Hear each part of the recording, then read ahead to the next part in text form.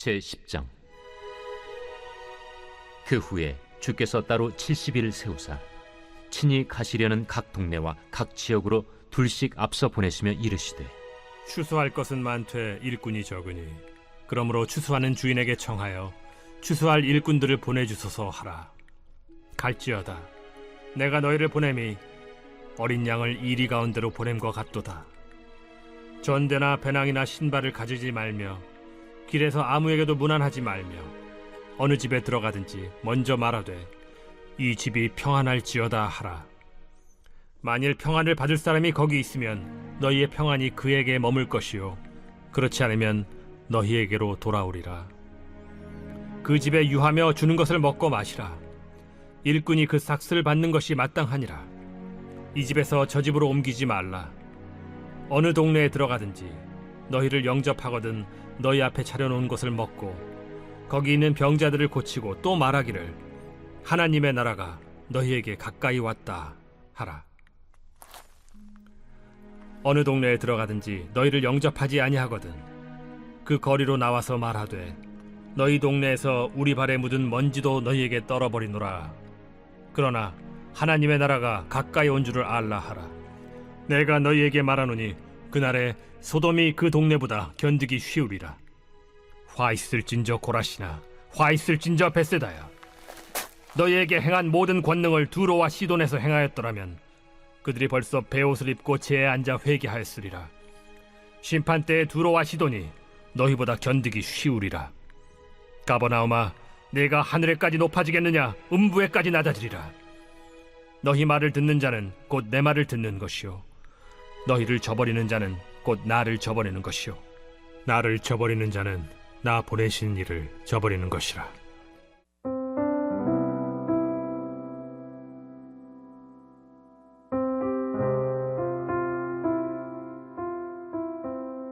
학창 시절에 그런 기억 있으시지요? 수업을 알리는 종이 울렸는데 웬일인지 과목을 담당하는 선생님이 좀 늦으시는 거예요.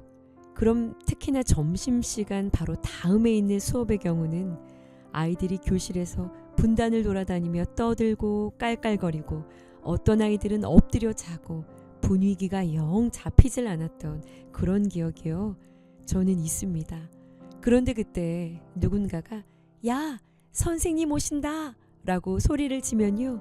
그 순간 모든 상황이 싹 정돈되어졌죠. 후다닥 하던 놀이를 멈추고 자리와 질서가 정돈되며 마음이 긴장되고 준비되어서 교실 문을 드르륵 열고 들어오시는 선생님에게 그야말로 모든 아이들이 집중하게 되었었는데요. 선생님이 오신다라는 것을 알리는 소리가 미리 전해지지 않았을 경우엔 그야말로 얼굴을 찌푸리는 일들이 벌어지곤 했죠. 아직도 생생합니다. 들어오시는 선생님과 일어서서 장난을 치고 있던 친구의 눈이 탁 마주치면 야, 너 이리 나와 하시며 꿀밤을 아주 세게 딱 때리시며 살벌한 분위기 속에서 수업을 시작했던 그런 기억 말이에요. 선생님이 오신다고 앞서 외쳐주었던 친구의 역할이 지금 생각해보면 얼마나 고마운 것이었는지 새삼 생각이 드는데요. 오늘 본문 누가복음 10장 말씀에는요. 바로 이 자리예요. 앞서 때가 왔음을 알리는 바로 그 자리에 저와 여러분 모두를 우리 주님께서 친히 세우셨다라고 말씀하고 계십니다. 1절이에요. 그 후에 주께서 따로 70인을 세우사 친히 가시려는 각 동네와 각 지역으로 둘씩 앞서 보내시며, 저는 이 말씀이 얼마나 은혜가 되었는지 모릅니다. 예수님께서는 한 사람, 한 동네, 한 지역, 한 가정을 당신이 방문하시기 전에, 구원하시기 전에 앞선 작업들을 먼저 하신다라는 거예요. 사람을 보내시고 사건을 보내시고 말씀을 보내셔서 복음이 꽃 피울 땅을 촉촉히 먼저 적시우는 일들을 친히 하신다라는 거예요. 그리고 그 일에 저와 여러분을 보내셨다라는 것이죠. 어떤 사람에게 보내졌다는 겁니다. 어떤 가정에게요. 어떤 동네와 어떤 지역, 어떤 공동체의 말이죠. 앞서 보내셨다라는 것은요, 얼마나 가슴을 뛰게 하는 말인지 모릅니다. 곧 뒤에 방문하실 거라는 약속이 담긴 말이잖아요. 우리가 할 수 있는 것은 촉촉히 땅을 준비시키는 일이지만 곧 그 한 사람을 방문하셔서 새 일을 행하실 분이 전능하신 왕이신 우리 주님 아니십니까?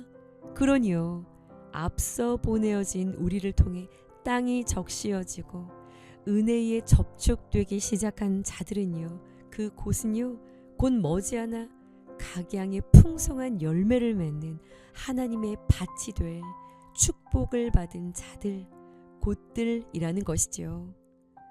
자, 그런데요, 이 놀라운 일이 시작되려면 먼저 3절에 갈지어다 하신 주님의 명령에 저와 여러분들이 순종을 해야 하는 것이죠. 또한 4절에 사명자답게 길에서 문안하는 것을 삼가하고요, 사명의 자리를 침묵을 도모하는 자리로 바꾸어 버려서는 안 된다라는 것입니다. 마음을 열고 우리가 전하는 복음의 인사를 받든지 받지 않든지 보내진 우리는 9절과 11절에 기록된 것처럼 해야 할 메시지를 그들의 마음에 떨어뜨려야 한다라는 겁니다. 그 메시지가 무엇인가요? 하나님의 나라가 너희에게 가까이 왔다 라는 메시지입니다. 하나님의 나라는 공간적인 어떤 장소가 아니라요, 하나님의 다스림이 이루어지고 있는 공간과 영역을 뜻해요.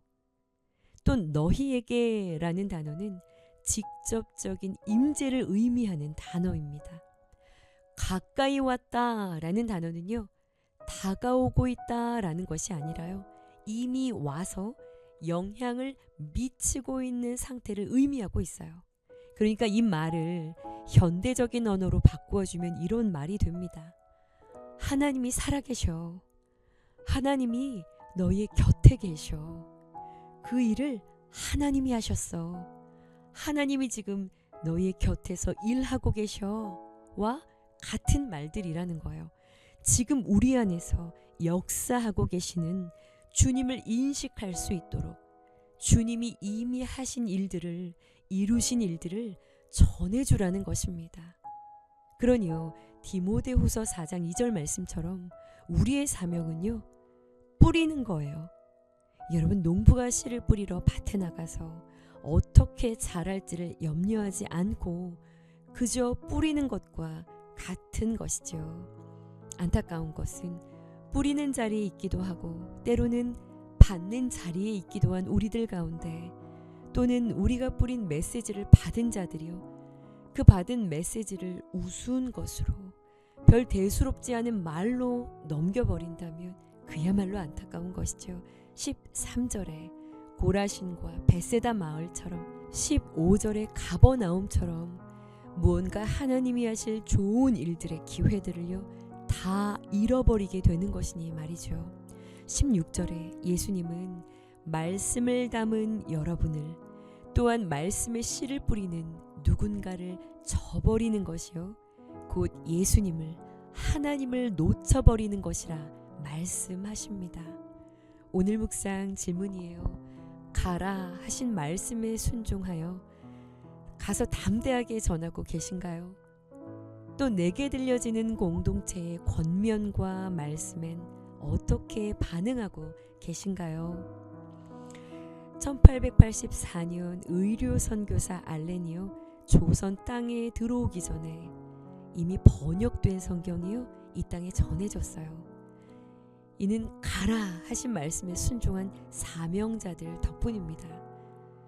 그보다 20년 전에 토마스 선교사가 대동강에서 순교하면서 이것을 읽어보시오라며 한문 성경을 건넨 것도 그러한 순종의 행위였어요. 그리고 그보다 30년 전에 충남 홍성 지역에 성경을 전했던 귀즐라프 선교사, 그리고 1816년에 영국 선장들에 의해서 마량진의 성경책이 전해진 것까지 순종의 역사는요 계속되었어요. 그 결과 한국에는 7만 8천 개의 교회가 세워졌고요. 870만 명의 그리스도인들이 일어나게 된 것이죠. 이것은 놀라운 성령의 역사입니다. 이제 한국교회가 다시금 정화의 능력을 힘입어서 하나님의 나라가 가까이 왔음을 전하는 이 사명을 더욱 잘 감당하는 빛이 되어지기를, 그러한 저와 여러분들이 되어지기를 간절히 소망합니다. 함께 기도하시겠습니다. 하나님의 나라가 우리에게 가까이 왔음을 다시금 깨닫게 하시니 감사를 드립니다. 주님께서 앞서 우리를 보내셨음을 기억하며 우리가 있는 그 자리에서 복음을 전하는 사명을 감당하게 하여 주옵소서. 주님의 명령에 온전히 순종하게 하시고 이미 역사하고 계심을 전하는 삶을 살게 하여 주옵소서. 우리의 말과 행동이 하나님의 사랑을 전하는 도구가 되게 하시고 우리가 뿌린 복음의 씨앗이 열매 맺는 날이 속히 오게 하여 주옵소서. 한국 교회를 위해 기도합니다. 주님의 말씀을 따르는 거룩한 공동체가 되게 하시고 이 땅의 교회가 다시 한번 성령의 능력으로 새로워지게 하여 주옵소서. 하나님 나라의 확장을 위해 헌신하는 모든 이들에게 힘과 용기를 더하여 주시고 가라 말씀하신 주님의 말씀에 담대히 순종하는 삶을 살게 하여 주옵소서. 예수님의 이름으로 기도합니다. 아멘.